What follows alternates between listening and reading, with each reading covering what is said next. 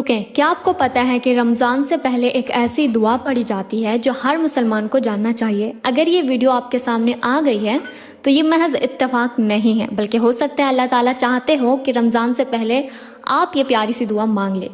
देखिए, रमज़ान आने वाला है और रमज़ान से पहले एक ऐसी दुआ है जिसे अगर कोई पढ़ता है तो अल्लाह ताला उसे रमज़ान का महीना ज़रूर नसीब फरमाते हैं। वो दुआ ये है, अल्लाहुम्मा बल्लिगना रमज़ान, ए अल्लाह मुझे रमज़ान का महीना नसीब फरमा। आप इस दुआ को सिर्फ 3 मरतबा पढ़ लें और इस वीडियो को सिर्फ अपने तक ना रखें, बल्कि सवाब की नियत से दूसरों के साथ